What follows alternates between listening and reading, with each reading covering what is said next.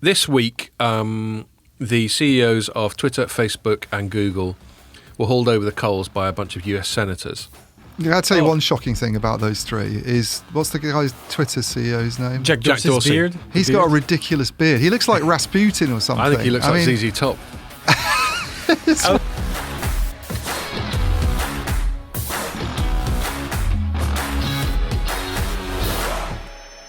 Hello and welcome to another Telecoms.com podcast. I know I say it every week, but it's nice to be in the studio. We've got bits of the country all getting locked down and stuff. Half of the north is locked down. I think London's worse than Hertfordshire where I live. It's getting better in the northeast though, apparently. Is it? Okay. Levelling off. So you just never know. I mean, France has just gone into full lockdown, haven't they, Pierre? Yeah, tonight. Damn. And you just feel... Oh, sorry, 2 days ago. It just feels like it's happening. Oh, yes. Yeah. Allowing. I hope you had a good Halloween. Do they people. go out like in London and get completely hammered in France and just sort of crowd city centres? Yeah. That's good to know. That it's not French just is hammered all the time, though, isn't it? They have wine for breakfast. Yeah. Talking about wine, actually, we've got a bit of wine on the podcast because immediately after recording this, I've got to record the winners of the Telecoms.com awards. Oh my God, how exciting. No, what do you mean it'll be live? Oh. Is it? Am I ruining the magic? It's okay. I've got to record it, but it'll be like, I don't know, I'm confused now. Anyway, yes, well, it'll be live.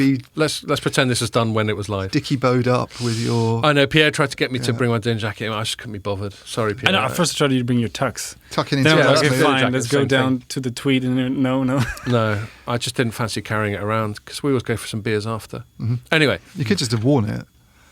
That's what I said. Do you know what I mean? Look, this is my big concession, not wearing a metal shirt. That's how professional I am. Yeah. Okay, so we got some wine. I thought I'd introduce you to the Bacena House wines.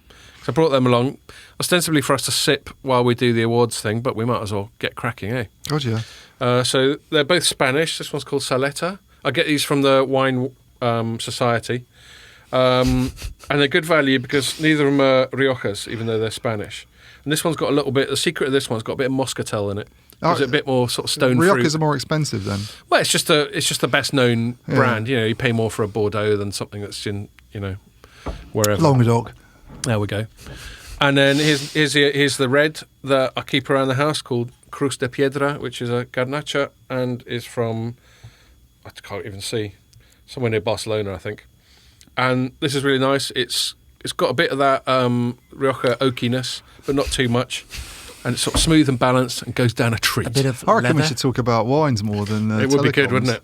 So and Iain, you brought in your picnic wine glasses. Yeah. So I haven't seen much use recently.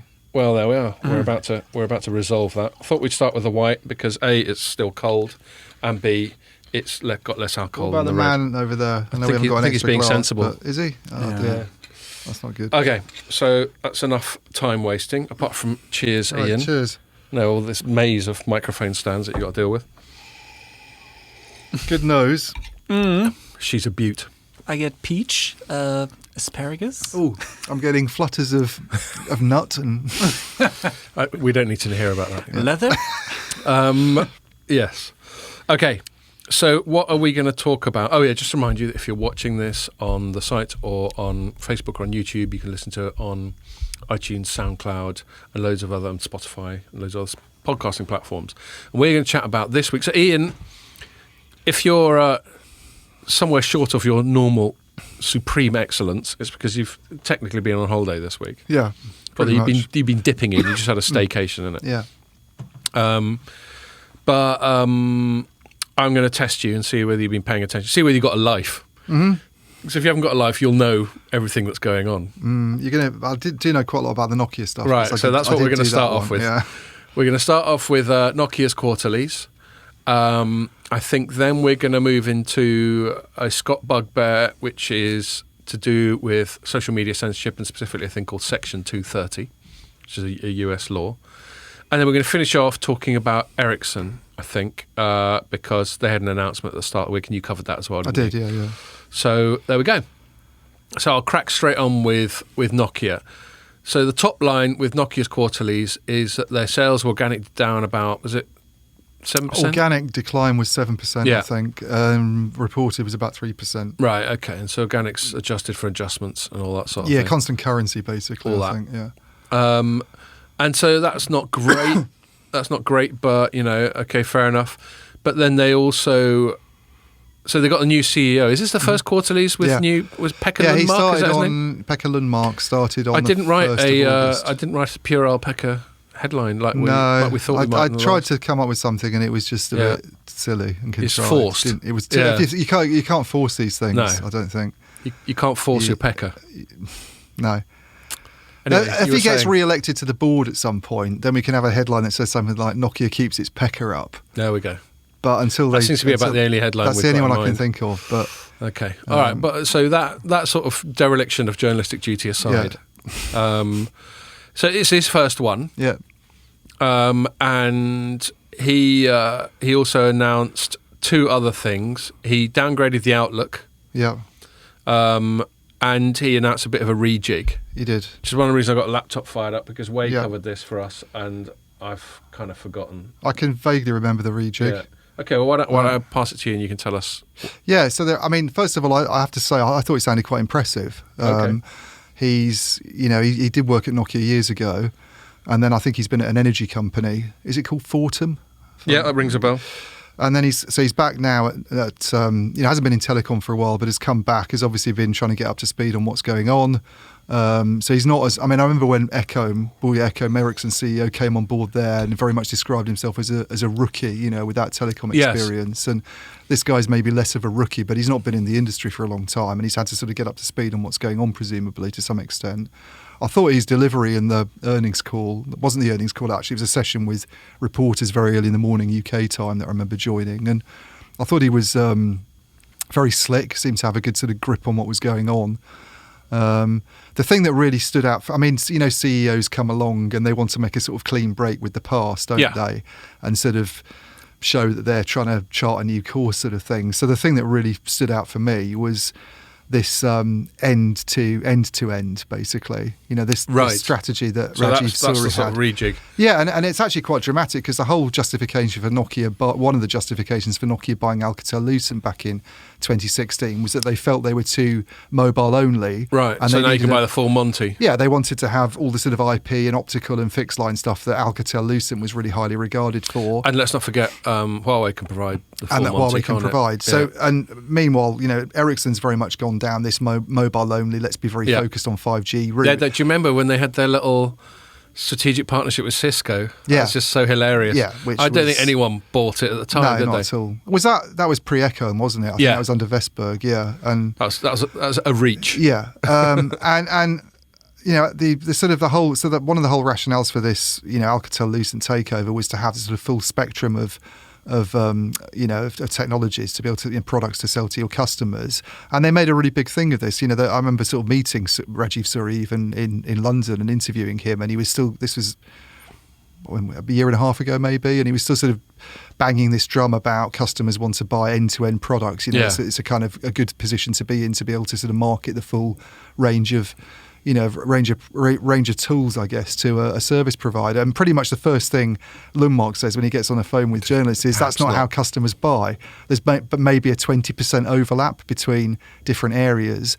And it makes sense to me because for years we've been hearing talk about disaggregation, multi-vendor and, companies wanting to have different vendors in different parts of the network and maybe then even have Nokia's gone buy absolutely everything off us. They might as well be delivering their milk for them as well. Yeah, and I think the other issue for them was that it made, they had everything, they had this big networks division that had mobile together with IP, together with optical, together with fixed access.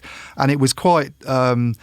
and I've always thought this when you're looking at their results, it's quite hard to figure out. I know they break out some of the top line stuff, but it's sometimes hard to figure out the key performance indicators for different bits of it, how they're doing. And I think there was a feeling that maybe some of these teams were too worried about selling all-in-one deals rather than just sort of, let's focus on getting a really good mobile deal. Yeah, it must be difficult. I've never tried to sell telecoms kit on a B2B basis, but it must be difficult if...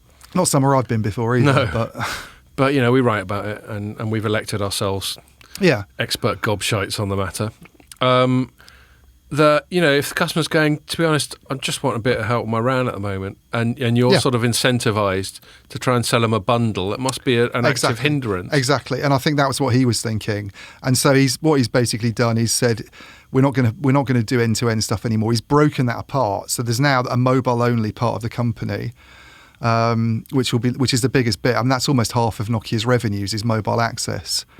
And that's going to be led by Tommy Wito, who's already head of mobile, but has done a pretty good job, I think, of coming on back in, I think it was late last year, actually, that he took over and has tried to sort of restore that division, I guess. It had made a few sort of, I think you can only call them strategic blunders. We talked about it a lot before. Yeah, all sorts of things they'd done. That it had all sorts of issues. They'd underinvested as well, I think. And he's basically been trying to get that back on track and seems to be doing a pretty good job of it.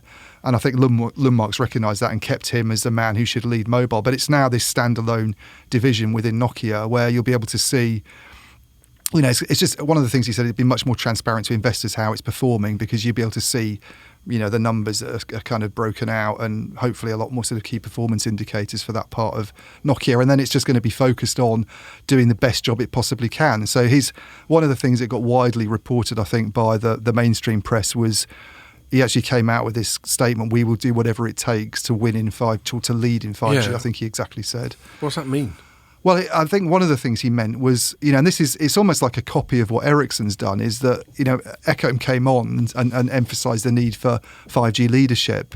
Everybody obviously thinks it's important to be, as a network player these days, to have a strong position in 5G.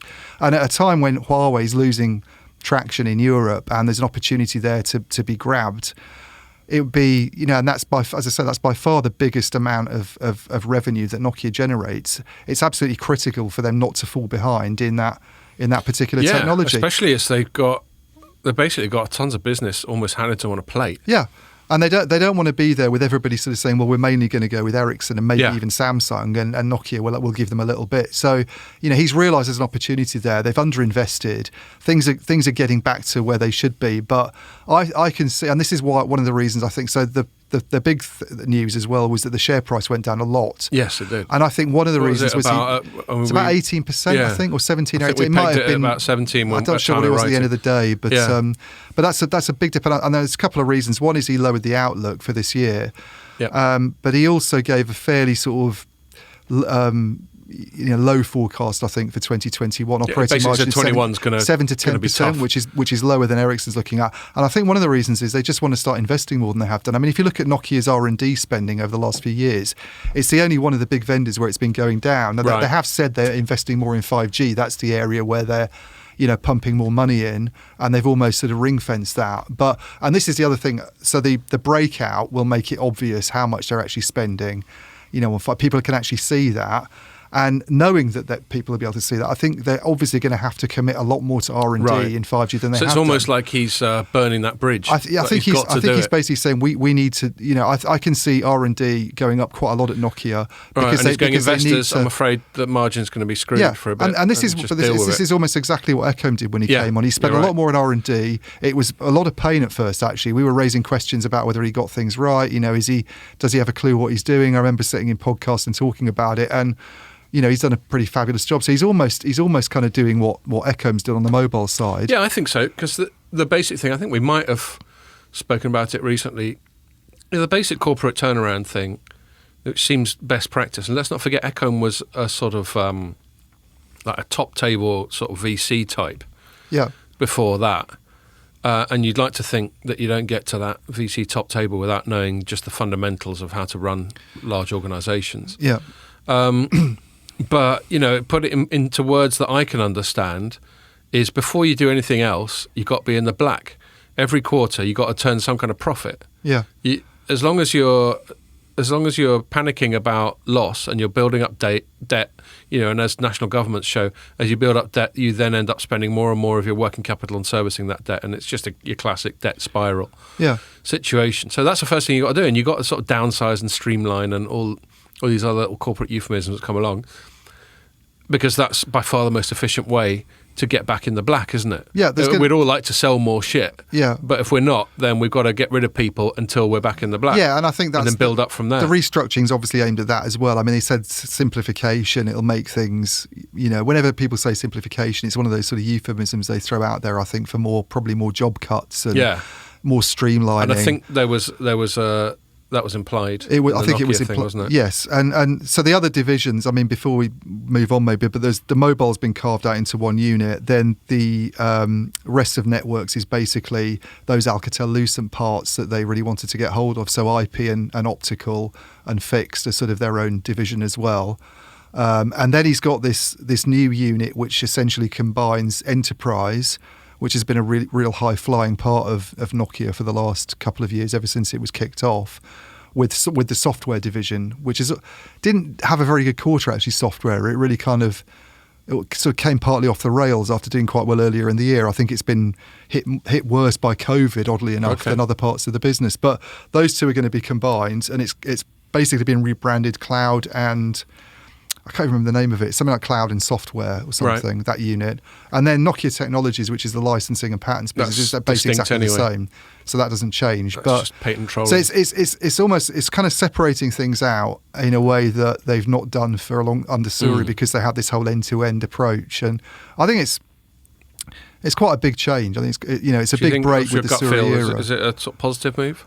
Yeah, because I don't think I think clearly the end-to-end stuff wasn't working, and I think he's come in and recognised that, and he's probably talked to a few customers. He's this is what I'm impressed about, I suppose, is he's come in, I think, with a good understanding of market dynamics at the moment, and he even gave his little sort of take on how he sees things developing over the next few years in terms of where the growth's going to be, which I thought was chimed exactly with what I've always thought. He was saying operator spending is not going to rise over the next few years. There's no growth opportunity in itself in there's no point in hoping that operator capex is going to go up, basically beyond the normal, beyond what they're spending at the moment, which is, if you look back a few years, there were suggestions coming out, probably from analysts to some extent, that 5G would trigger this wave of ridiculous spending, and there were skeptics saying it's just going to be at the same level. It's always going to be sort of 15 to 20%. There might be a little bit of an uptick, but so there's we understand that a new generation, to some extent, is just upgrade some kit, and there'll be a finite spend. Then it's just a matter of how quickly it's done. Yeah. So does all that happen? There's densification. There is some. Well, exactly. That's what I was just going to lead up to. So and on paper, if you were going to be an analyst who wanted to write a really bullish forecast, you could go, well, they've got to have 4 times as many sites as they do now. Yeah. So that's 4 times as much brand spend. You could do, and I think maybe there was a bit of that going on, but it's the market's more like this. It's sort of gentle waves rather than massive peaks and troughs, I think, in equipment, network equipment. And really the opportunity, I think, probably comes from what's happening geopolitically at the moment, for the big companies. And and it is a big market. It's where they make most of their money. It's almost 50% of the revenues, network, the mobile side. So you can see why he wants to be there. But he was saying that the growth opportunity is actually really enterprise. That's where, and I completely agree. Private networks, enterprise customers building out their own technologies and taking advantage of cloud. So that's where Ericsson and Nokia are going to be able to grow that's where they're going to become bigger companies from a sales point of view. Right. It's not from selling equipment to operators. Yes. So, and that's been the narrative with 5G on the whole from a B2B point of view, is it opens up new channels rather than the operator channel. Yeah. And then the other thing you noticed was network as a service, which I guess is this whole cloud services software. He's very,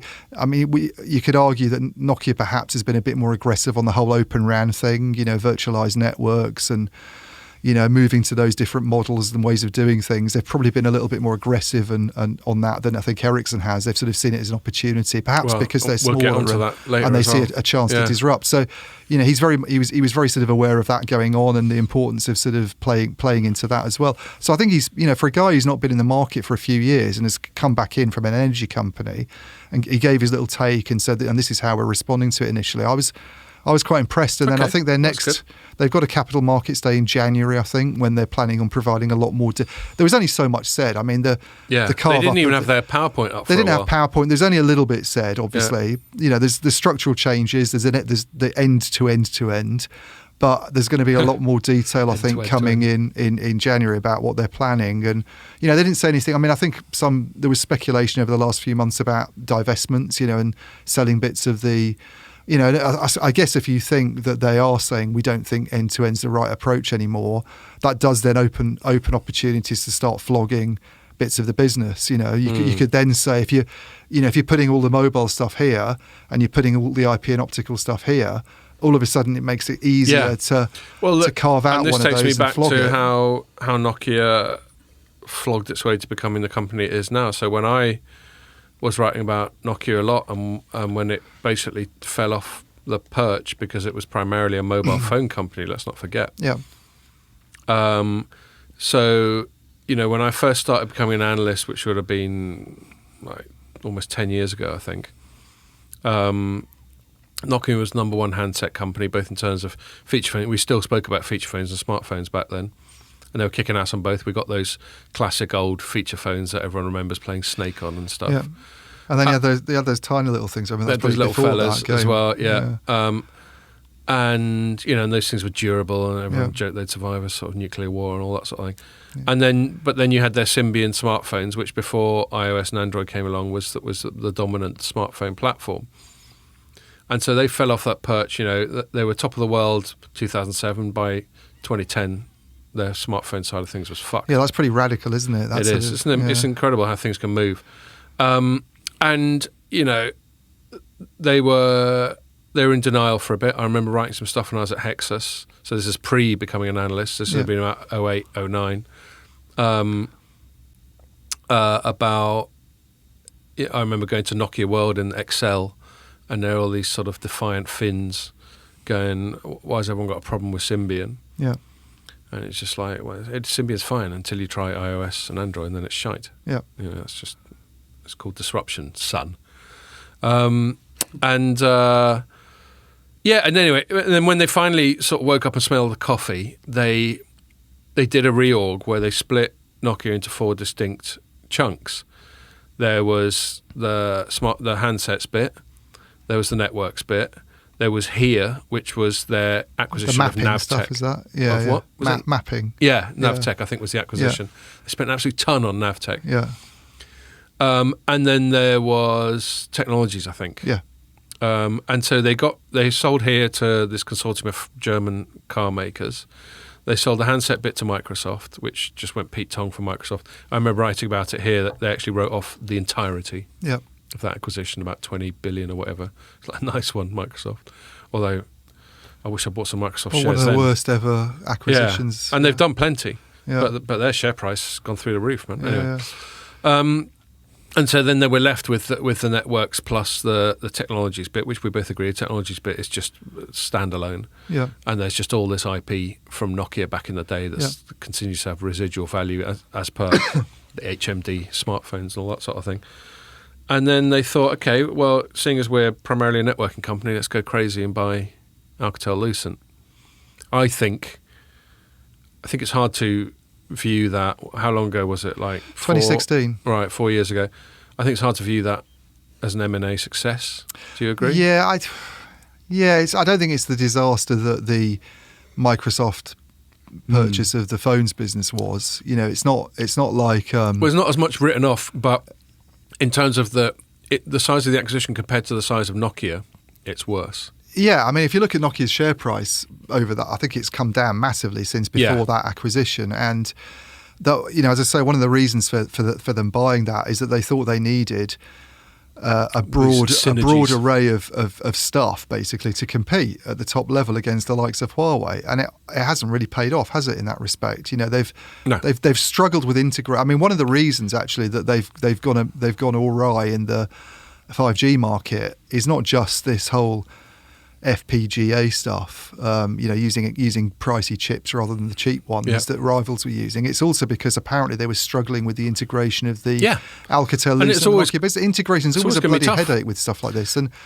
they've got a history of doing this. Alcatel Lucent itself, that merger of Alcatel and Lucent was massively problematic for years, you know. And I don't think Nokia Siemens was necessarily a great combination either. So that company has been through so many M&A, loads of merger activity and not takeover that we're activity. slagging off really acquisitive companies, are we?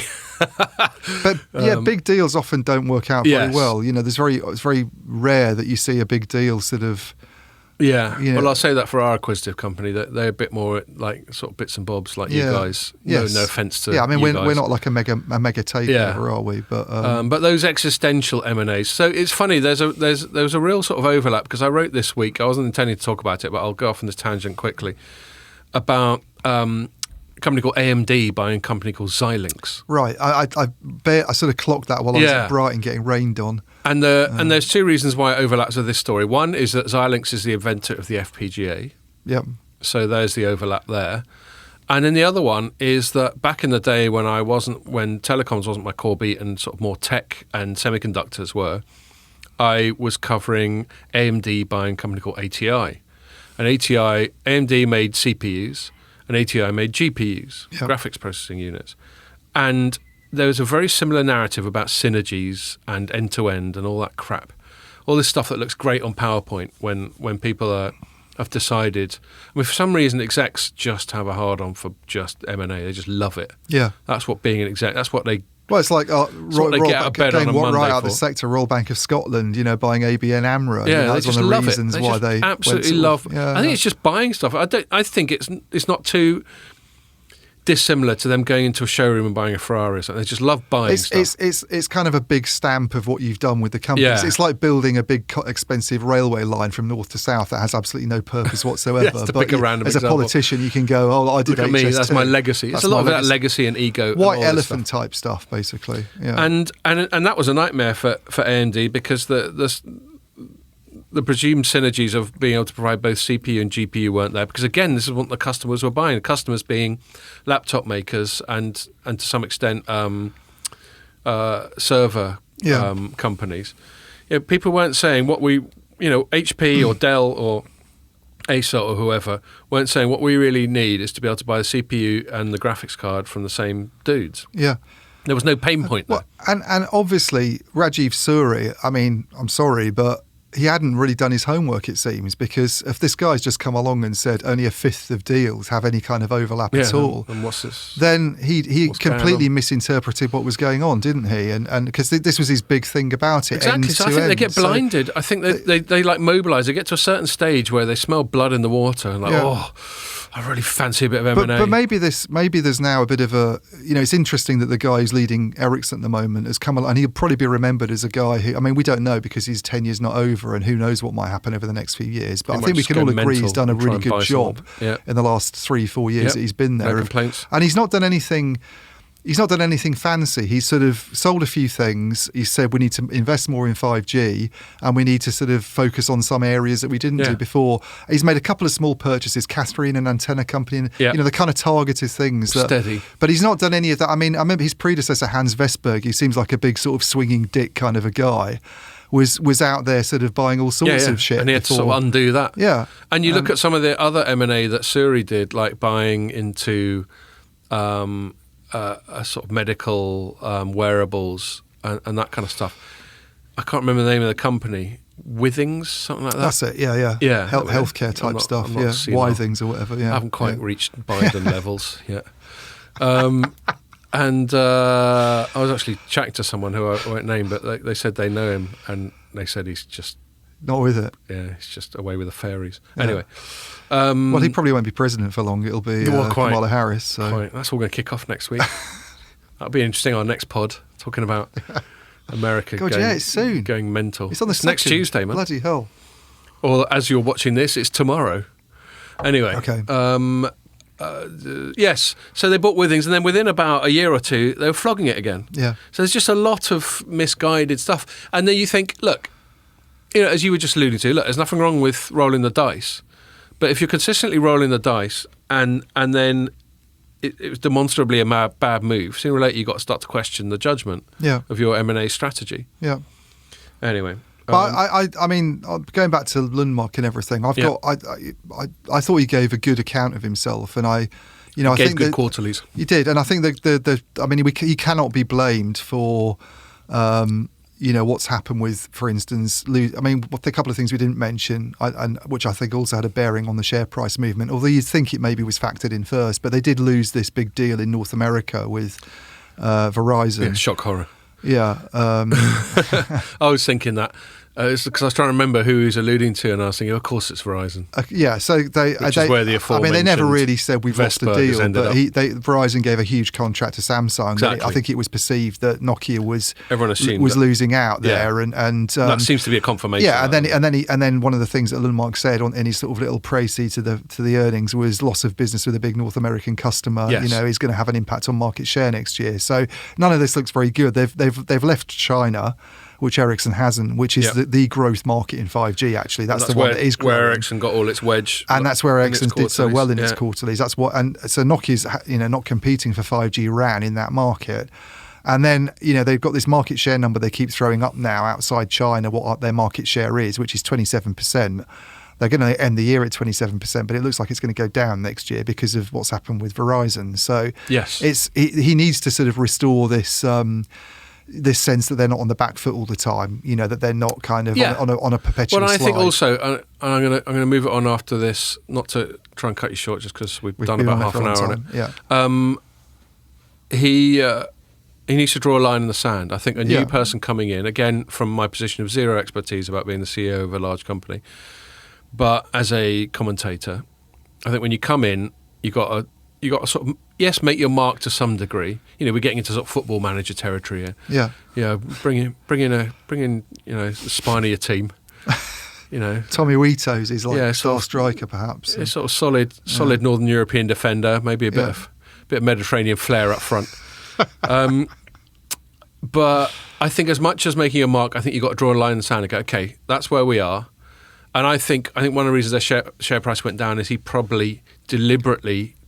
Like every time you look at quarterlies, often you have to have your sort of detective hat on because there's such sort of oblique language and such smoke and mirrors, and they try and guide you towards the good stuff and hide the bad stuff. Yeah.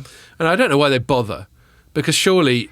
Well, maybe they don't. Maybe he wasn't there, like you say, because he's just coming in. But on the whole, I don't know why they bother, because their core audience are equity analysts who are normally pretty sharp cookies.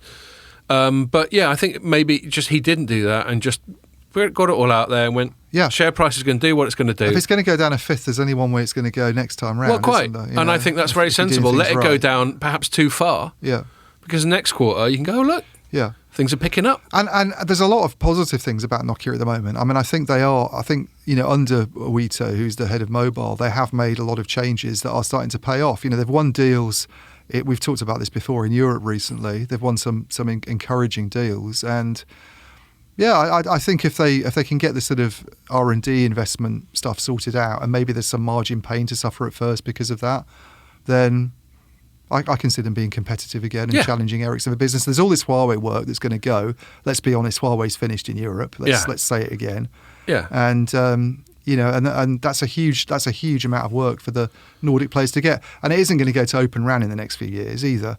No. That's that whole sort of that old chestnut. Oh, that was the other angle on the AMD story though. Open RAN. Which not many people covered. I may be barking up the wrong tree. But most people covered who are tech journalists who are talking about it as a sort of data center thing, and I'm sure it is, and and taking on maybe NVIDIA in sort of AI computing and that sort of thing. I don't know why that keeps Someone's happening. trembling down there. The building keeps vibrating. Do you think we're having an earthquake? That's all we need. That's the last thing we need. There have been earthquakes in the UK, a few of them recently. Yeah, mainly in Leighton Buzzard. Leighton Buzzard, Just the aliens. I don't know what that's all about. But yes, Xilinx got this FPGA on the same day as the AMD acquisition happened. Xilinx sent me a press release about how they've launched some new bit of silicon that's specifically for radio frequency and all that jazz. So I agree with you. Open RAN's not going to be, a competitive threat to Nokia and Ericsson in the short term, but I think we're going to start seeing companies like this, new improved AMD. And by the way, their share price has suddenly shot up. They've started doing better in the last year or two. Yeah.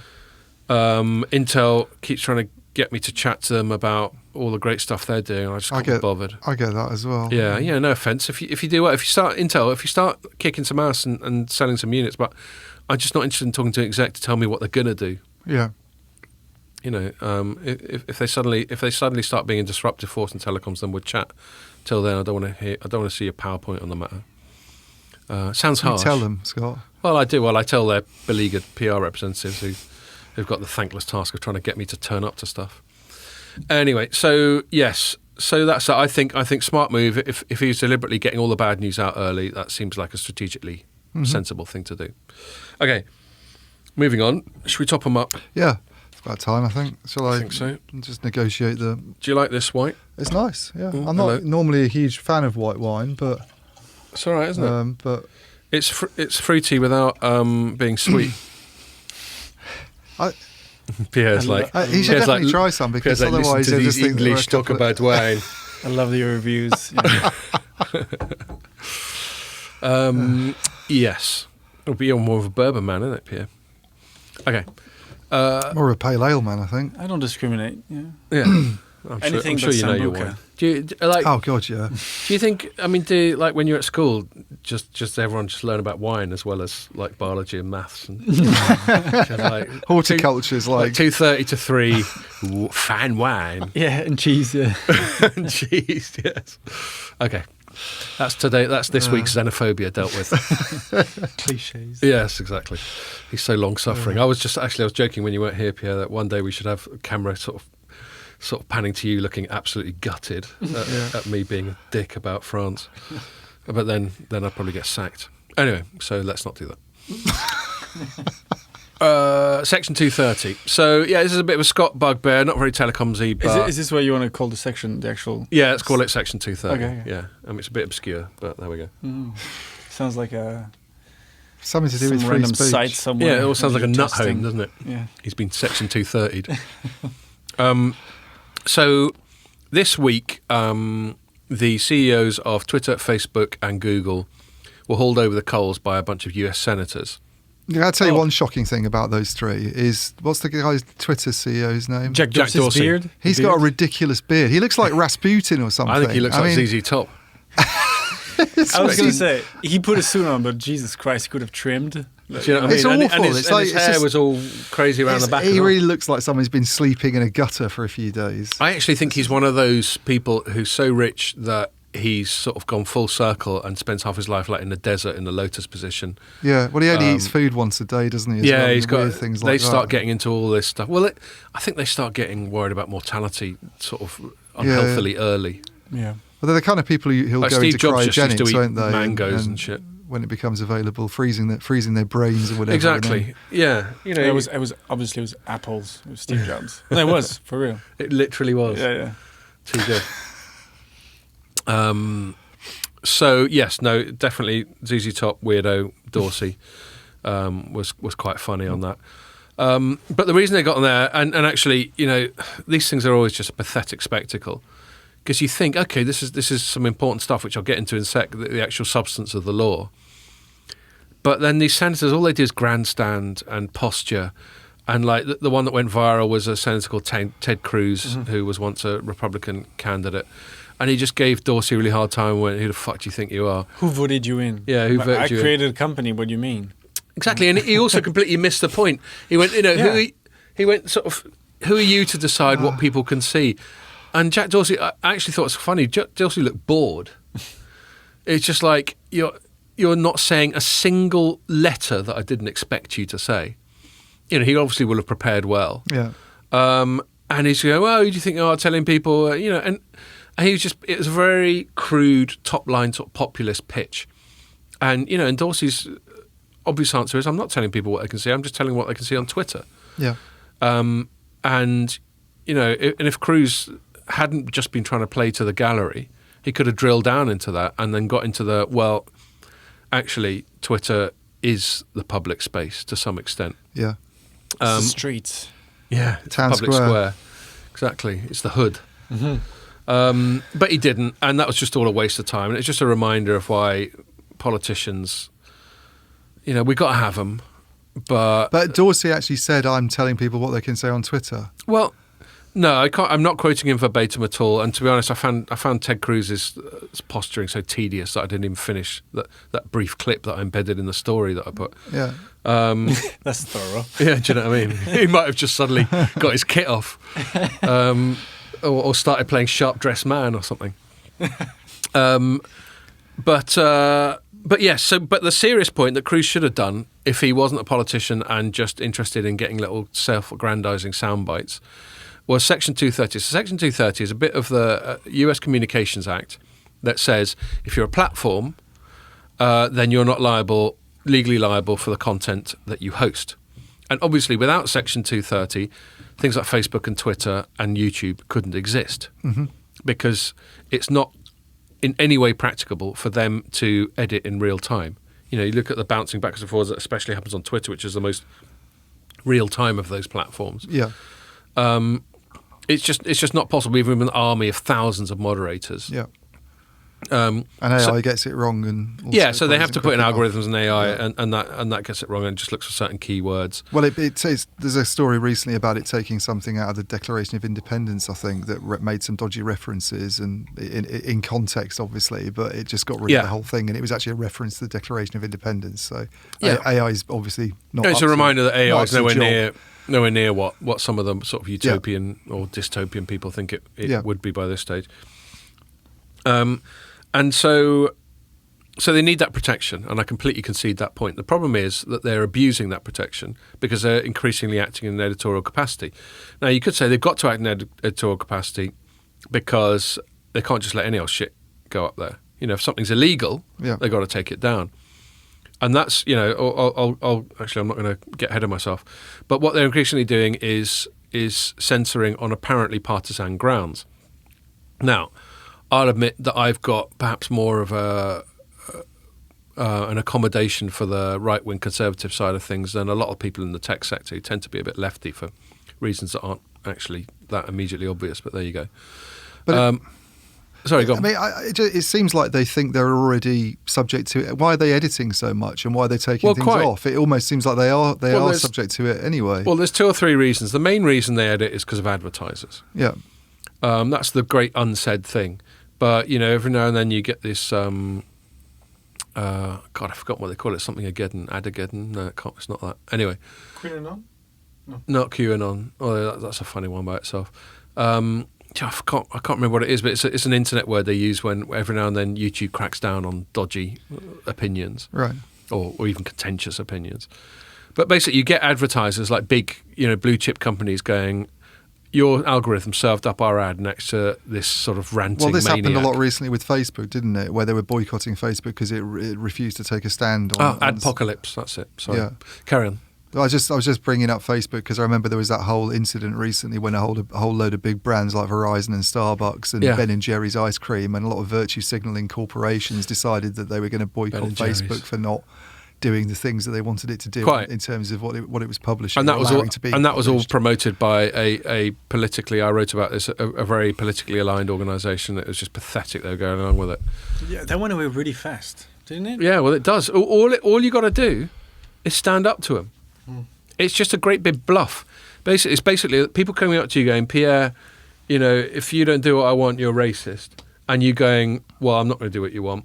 And they go, oh, you're racist. And you go, yeah, bye. And then that's the end of the chat. Because they're just using really crude, incongruous, pointless attacks to try and panic you into doing what they want. And as soon as a corporation stands up to them, it all just goes away, as you said. Anyway, so there's that. So, yeah, their primary driver is worried about commercial stuff, which you'd expect, and advertisers. So, and I don't have a big problem with them censoring for advertisers, and maybe advertisers are guiding them to censor conservatives more than liberals. I don't know, but they also all Silicon Valley. So California is well known for being a very lefty state. There's never any question in the election that's about to come up that California is going to not be Democrat. Yeah.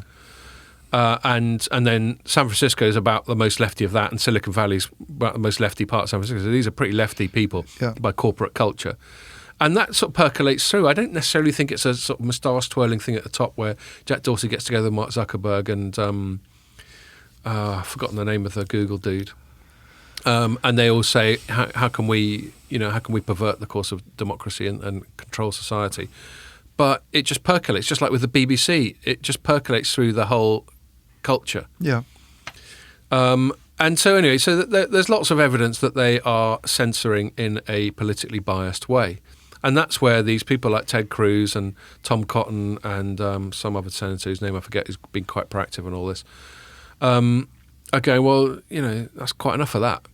And he's got the FCC. There's a rare so bit Tom Cotton and that lot are annoyed that they're sort of blocking what might be perceived as being more right-wing content. Yes, they're annoyed at what they perceive as selective censorship. Yeah. And there's a couple of ways of going about it. You could just try real sort of antitrust stuff of just forcing them to split up because you don't like how they operate. But I actually don't agree with that. Yeah. I think they've got to their position of dominance through more or less fair trading, through merit. Yes, I know, they get to a stage where they can buy the competition like Facebook's done with WhatsApp and Instagram and that sort of thing. But, in a purely capitalist commercial sense, they deserve to be where they are. Yeah. They've just got products that people want. Yeah, I think regulators have, this is a completely separate thing, but I personally think regulators have been behind the curve on all that. Quite possibly. I don't think they've realised what was coming, and it's not an easy thing to regulate in the way that oil might be because they understand it now. They never really knew that buying Instagram and buying WhatsApp was arguably they never really knew what that meant. Yeah. But this is off the topic anyway. Yeah, but no, we should agree talk about this on a future pod, though. No, and I think you're right, and I think this is always a problem. I've been to some extent a student of the financial crisis of 2008, and that was a classic example of financial regulators being way behind what these crazy people like Fred the Shred were up to. Moody's was completely. Oh, the credit rating agencies were just in the trouble with them is that they earn money from the. It's like. They earn money from the banks. They've got perverse incentives. It's like the audit companies, the big audit companies. There's 4 of them, and they get paid to do audits, and it just doesn't work. The system just doesn't work in that regard. You're completely right. You're completely right. And you've got people like sort of Matt Taibbi and who's that guy Michael Lewis. Yeah, have all done brilliant he's sort excellent. of reporting on all this stuff. As you say, we could do a whole podcast just on that. So getting back to Section 230. So, if we accept, for the sake of argument, that their content moderation policies are flawed, then it's got to a point where do they still deserve this protection that Section 230 gives them? So we don't get that protection. Yeah. Something goes up on Light Reading or Telecoms.com and it's libelous, we're in trouble. Whereas you post something libelous on Facebook, you're in trouble, not Facebook. So do they still deserve that protection when they're acting in increasingly editorial capacity? And that was what this conversation was supposed to be about. Now, I've been saying for ages, Section 230 should be changed such that your protection is contingent on you only censoring stuff that is actually illegal. Yeah. So people are always like, you can't just let people, invoke violence and hate speech and all that sort of thing. And hate speech is there's another podcast I could do just on that. Well, that's a very sort of hazy term. Yeah, isn't it? but we have to start somewhere. And so let's start with the law. Yeah. So the law says you can't explicitly incite violence. I could put something on Facebook everyone going around Iain's house and beat the shit out of him. Yeah. So that's illegal. That should be censored by them. Yeah. But if I put something saying, I just think Iain's a bit of a dick, that shouldn't be there because I'm not doing anything illegal. I'm just being it's just obnoxious. An opinion about me. Yeah. Being obnoxious. What are you saying? All these examples. I know it's always Iain, isn't it? Well, I just thought I'd give you a break. It's all in the subconscious now. So that's what I was, and I wish some of those conversations had come up. But I just think it's a really interesting point of law. We're all part of internet culture now, whether we like it or not. Yeah. And this election, you've got all these social media sites tripping over themselves to try and sort of ban political advertising and aren't they fact subject check to things. that anyway? Do they have to be subject to Section 2? I mean, to me, I don't. Maybe I'm not understanding it, but if you make them subject to Section 230, that might lead them to be even more sort of. But that's the point. There aren't very clear it. conditions attached to their Section 230 protection. That's what even the FCC, Ajit Pai, wants to clarify. It just wants to say, okay, we still got Section 230. It's a complete straw man. Some people are arguing that they want to get rid of Section 230. No one's arguing that. That would be madness. Yeah. But we're going to keep Section 230, but here are the clarified conditions under which you remain under its protection. Yeah. And if they just said, if you censor anything that isn't demonstrably illegal in and of itself, then you lose your protection. That would just simplify the whole thing so much. And it would I actually think the internet companies want this, because there's a European, I didn't even know, they've got a lobbying body in Europe that's, all of them are members. Yeah. Facebook, Twitter, everyone. And they're constantly lobbying for more regulation. And you think that's a bit counterintuitive. So do you think that, you were talking about why these decisions happen and why there's this sort of slightly pro sort of left bias, and, partly it's to do with the culture that they're in Silicon Valley and all of that. But do you think that they're reacting the way that they are doing and taking some things off because they're, I don't know, nervous about legal repercussions, and that if there was more clarity that it would stop them from doing things like that? I think they're saying, okay, because they're all coming after them on antitrust stuff as well. Yeah. They're basically going, okay, then you tell us how to censor. Yeah. And then everyone knows where they stand. And that would probably also help them with their advertisers, who are their big thing they're worried about. Because if it becomes a matter of law, the advertisers are going, how come you haven't censored Alex Jones? They go, we're not allowed. Yeah. Alex Jones being this apparent conspiracy theorist. And he is a bit. He was just on Rogan. He's quite a ranty guy. Because the BBC's example of one of his conspiracy well. theories was that he raised questions about mask wearing and how effective it is, which didn't sound like much of a conspiracy theory to me. I find it funny because he's done much worse than that, So. Right. Yeah. It's odd that they gave that as an example then. Apparently that's what they talked about on Rogan as well. It was that topic. Well, again, there's another rant I could go off on things like the sort of gated institutional narrative. But, it's all right. If the New York Times or the BBC or the Guardian or whoever said it, then it's good reporting. Yeah. Alex Jones says it's conspiracy theorist ranting. But it's often the same stuff. Yeah. That's why this New York Post thing was such a pivotal point, because the New York Post is not Alex Jones. New York Post is New York Post. Yeah. Anyway, so I better discipline myself and stop it there, because we've been going quite. How long have we been going? Do you see the little 50 time? minutes. 50 minutes. We've only got 10 minutes, so we better stop it. God, it's flown by. It's flown by. Like no podcast ever has before. I know it can't be anything to do with the fact that we're sipping fine Spanish white wine. Ericsson and Cloud RAN. You covered it at the start of the week. You certainly did a better job than I did, so I'm going to hand it over to you. That's no great compliment, by the way. No, I mean, I'm trying to remember it properly now, but they a week's a long time in telecoms. It is, yeah. They came out with this announcement that was a bit similar to the one Nokia had, I think, earlier in the year, where they've sort of said they're going to launch a set of virtualized, cloudified kind of radio access network products.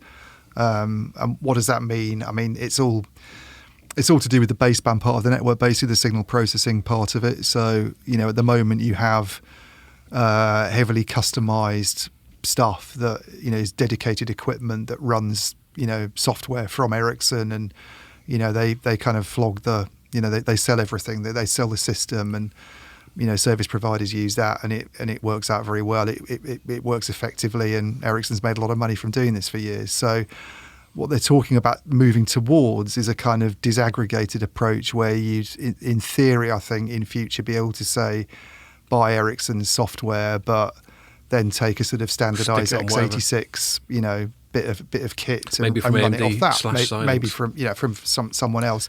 However, they're not at that point yet at all. It was a very sort of cautious, I think, tentative step towards this. It was, I mean, for a start, none of this stuff's going to be available, I think, until the fourth quarter of next year, they were saying. So it's a long way off. It's sort of pre-certified, pre-checked equipment that they're, which basically means that if there's a hardware partner there, it's all pre-approved. It's all sort of under the. So it's very much Ericsson. At best halfway. Yeah, so Ericsson's still the one-stop shop basically that you go to get this, even if there's another company that's involved in the mix that might not have been before, and even if there is some disaggregation that's happened there. It was very sort of, I mean, I can see what they're doing because there's a lot of talk at the moment about this trend and particularly about Open RAN, moving to networks where you can take components in your radio access network from various different suppliers, and you can have a sort of mix and match approach. Yep. And, this is one of the things we keep hearing about, that service providers want this because they want new options, they want more competition in that market, they want the freedom to swap things, they want alternatives to Huawei. And I guess Ericsson has been perceived out of the big kit vendors. Big kit vendors out of Nokia and Ericsson. They've sort of been perceived as being a little bit more resistant to this the Nokia, I can remember. Do you think. remember before? Just when? Do you remember Ericsson did their sort of oh shit, we're going to have to do something else because Mobile World Congress is cancelled, and they did it in a hotel in just down the road from here. Yeah. And we both just sort of. There was a time when they were up talking about Open RAN, and I think we both, and Ray as well, asked sort of cheeky questions about that, and they didn't. They were a bit like... They were they've softened their tone a bit, I've noticed this year. I mean, I remember that, and Frederick Yedling, who's head of network, stood up and went, well, it's still not good enough in terms of performance and costs. It doesn't. And we were challenging them, because we were headline chasing on them, basically saying it's rubbish. And then I think recently, I talked to him a bit about it when they reported last week, or was it the week before? Anyway, whenever it was, I remember sort of asking him, and he was like, well, there are certain instances where this stuff might work, and there are other instances where you need more high performance stuff, and we need to be able to sort of tick all the boxes. He was saying something like that. So I think they realise that there's obviously a lot of customers coming along at the moment saying we want disaggregated stuff, we want Open RAN, compatible equipment. You hear the CEOs on earnings calls even saying that it's an important trend. So they're having to respond. And all the operators, I think, sorry to butt in, but I think all the operators have just seen this, however keen they actually are on the practice of it, they've seen it as a great stick to beat their suppliers with on price. Yeah, very much so, I think, yeah. And at the very least. Definitely, yeah. And they're having to sort of adapt, I suppose. They're having to sort of bow to some of those demands, but they're doing it in a much more cool. I mean, Nokia's almost gone the opposite way, and it's said we've got everything's O-RAN compliant. They've almost overpromised. They had this big announcement recently after having the sort of they came out with something that was a little bit similar to Ericsson's. Actually, it was like it's Cloud RAN, it's vRAN, and then I remember a week later they followed up with this. All our stuff's like fully O-RAN compliant, and you can get everything. We love it. All the interfaces are compatible with O-RAN aligned specifications. They've got like badges and baseball caps. And I think one of the reactions to that was, a bit of scepticism that it would, because they were still advertising obviously a full product set. There were no hardware partners mentioned in that release they came out with. It wasn't as though they'd proven that they could do this. They're just sort of promising that.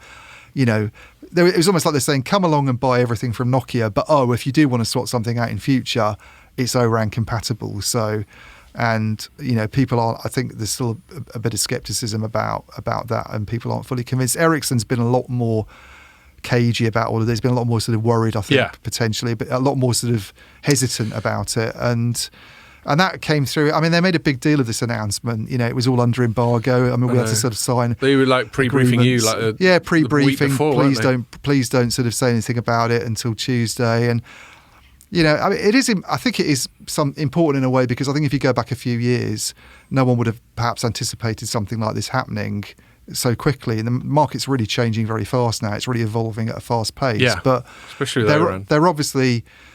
I mean, I asked the guy I spoke to on the phone, I think whose name... It's Per Narvinger, I think is how you pronounce it. He's pretty senior, he's head of products, I think. Well, the same lad. And really good guy, he can answer questions well. But I remember saying to him, well, if you're not selling the hardware part in the future, which is what you're sort of implying in the press release, then just sounds like a smaller business for you, doesn't it? Yeah. And they're sort of, the market's probably going to be bigger because O-RAN will lead to new opportunities. So they're trying to sort of, but you can see why they'd be concerned about it, obviously, why this is. So I think you and I both agree that obviously Ericsson hates the thought of anything to do with O-RAN because it's a fundamental existential threat to its business model. But, there was I think I remember when I think it was an Apple thing. Maybe it was before the iPhone, when the iPod was their most exciting bit of kit. Yeah. And then they came out with a new iPod, which was much better than the old iPod. Maybe it was called a Nano or something. Yeah. And everyone's going, but what about the old iPod? Aren't you cannibalising your shit? And Steve Jobs would be like, well, that's what you do. Yeah. If you're a good company, you've got to cannibalise yourself. Yeah. Because if you don't cannibalise yourself, someone else will.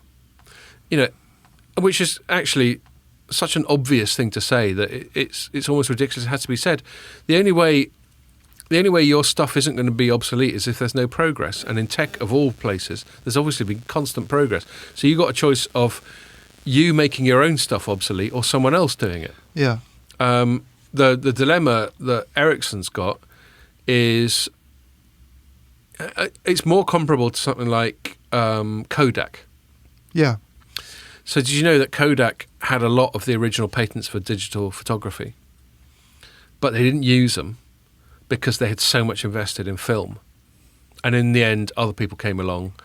And to be honest, it would just been a stay of execution because obviously people just use their phones now. I think it's a good analogy because I think Ericsson probably has, and I've talked to analysts about this, and Ericsson obviously has the capability to do this. It's not like there's anything that's within O-RAN that it can't do. I mean, all O-RAN is, but they've just got so much invested in not O-RAN. O-RAN seems to mean lots of different things to lots of different people. It's not really virtualization O-RAN. Strictly speaking, all O-RAN is opening up those interfaces. Commoditization of the whole. It's you can't at the moment take a radio and use that with baseband equipment from someone else because that interface that runs between them is semi-proprietary. Yeah. It's got missing parameters. If you talk to experts, it's sort of not filled in, if you like. And what O-RAN specifications are trying to do is kind of fix that problem and allow you to have interoperability, and then you can. So it's not really virtualization in itself, but there's nothing about that O-RAN thing that Ericsson can't do. It doesn't even need O-RAN specs to do it. The big vendors could have interoperable equipment. They could deal with that issue themselves, but it's not really in their commercial interests, as you say. So, I mean, in a way, I think they're being quite canny because they're showing that they have the capability to do it. They're putting forward a product set that's not promising too much. They're saying, we've now got a Cloud RAN thing that deals with these target markets to do with low band equipment, and we still think the higher performance stuff is better for your urban areas and all that lot. And actually, if you look at the sensible forecast, we talked about this I think a week ago about the Deloro and other sort of wilder analyst outlooks. But I'm very on the sort of side of Deloro with this when I sort of, and actually Omdia has come out with some market projections as well that are quite similar to Deloro's. I think a little bit more cautious, but they've not updated them recently. So we'll get an update, I think, next month from Omdia.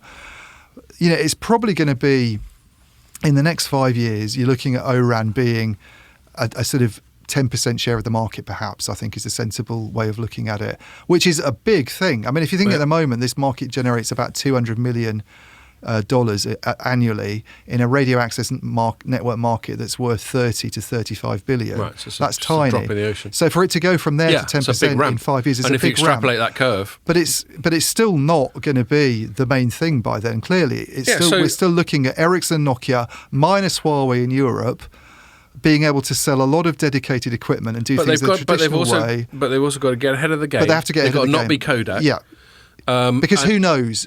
It could be what you were talking about earlier with the whole Symbian thing. Who knows if something like that could happen in networks? Yeah, we just don't know. We can try and say what's going to happen, but we don't know for sure. So you have to cover your bases. So they've got to learn from Kodak. Nokia's got to learn from its own experiences in handsets, and they've also got to, I think, demonstrate to their current customers that they're not being complete dicks about the whole thing. Yeah. So if their customers are going, you got Vodafone and you got Verizon and whoever, just going, well, yes, this O-RAN, and they all know they're playing a game, and we all know the operators are using O-RAN as a bit of a threat, as a bit of a negotiating tool, but they can't just go, nah, it's all bollocks. No. So I think what this was symbolic of them paying some respect to their customers, going, okay, we hear you. Yeah. We hear this is a thing for you, and this is where we're going in that direction. One of the things, is it Narvinger? Yeah. Is that his name? One of the things he was going is like, we still reckon that proprietary is better on lots of fronts in terms of cost effectiveness, in terms of obviously everything working. And you know why I think he's right? The big issue for me with O-RAN, I think, is, the reason that a lot of operators seem to be interested in it all of a sudden is because there's this big concern. It's not really about whether O-RAN technology gives them advantages over proprietary technology. The reason there's a big push for it in markets in Europe and America at the moment is because they want alternatives to Huawei, and they want alternatives to Ericsson and Nokia. They seem to want, and I actually think there's a lot of protectionism wrapped up in this as well. There's a lot of pushing national champions. Yeah. not just America. Look at what Japan's doing. Rakuten's it's all about NEC. It's all about I was on a parliamentary briefing this week listening in. You really have got no life. I know that was Wednesday as well. And I really was supposed to be off. Supposed to be in the middle of your holiday. But it seems so fascinating. How could I possibly have a day's holiday when you've got Iain Livingstone, that former sort of BT CEO. Oh, was that the group that like Rod Singleton's in? So he was being quizzed about what his group's going to do, and then they got Tarek Amin from Rakuten on. But there's a lot of you can see the politicians are thinking, hang on a minute, is Open RAN an opportunity for us to get British innovation in there and British companies doing network stuff, which we haven't had that for years, not since the days of Marconi. I think there's a lot of sort of politicisation of Open RAN. Yes. And the trouble is, one of the reasons Ericsson and Nokia and Huawei have been so successful is because they're massive companies with huge global economies of scale. If this starts to become a market where national players cater to the national service providers, all that disappears. Where are the benefits then on the cost side? You might not have to worry about Chinese snooping, but what else are you getting out of it? Yes, cool. Yes, and that sort of feeds into the sort of balkanisation narrative that we. I can see he's getting agitated. Yeah, we're at about an hour or so, and that was a natural pause. So I will wrap it up there anyway. Cool. Okay. And excellent. We've done 2/3 of a bottle of white. So well played, us. Let's finish it off then. Might switch to the red for the awards thing. That's nice. That is live. Anyway, okay. So I'll wrap it up there. Thanks a lot for watching and listening, and make sure you join us for the next one.